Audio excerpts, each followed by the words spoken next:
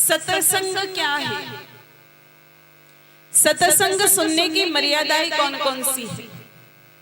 सत्संग सुनने के लिए कौन जा सकता है, कौन नहीं जा सकता? मेरे भाई बहनों, एक तो सत्संग वो स्थान है, वो क्रिया है जहां पर हमें ईश्वर की अनुभूति हो, जहां मनुष्य को ये समझ में आ जाए कि संसार में परमात्मा के अलावा मेरा और कोई दूसरा नहीं। महारो तो गिरधर गोपाल दूसरो ना कोई रे, जाके सिर पर मोर पाकड़ी महारो पति सोई रे। वो होता है सत्संग। बहुत सारे लोग आज सोचते हैं कि बहुत जोर जोर से तबले बज रहे हैं, बहुत जोर जोर से हारमोनियम बजाया जा रहा है और लोग बहुत सारे नाच रहे हैं और सत्संग हो रहा है, तो ये सत्संग नहीं है। सबसे पहले ये समझ लीजिए मेरे भाई बहनों, सत्संग मनोरंजन का साधन नहीं है।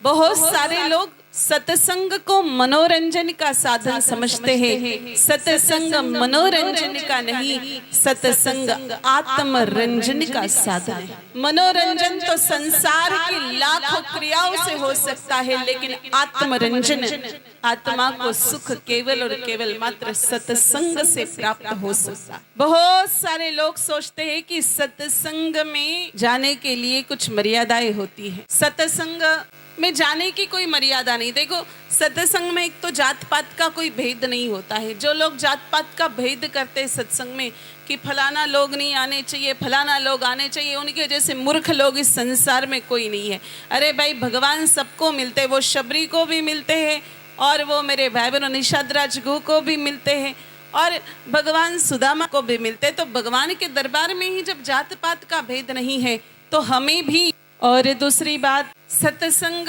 तो कभी भी व्यक्ति सुन सकता है, सुख में भी सुन सकता है और दुख में भी सुन सकता है। सत्संग व्यक्ति कभी भी सुन सकता है और कभी भी सुन सकता है।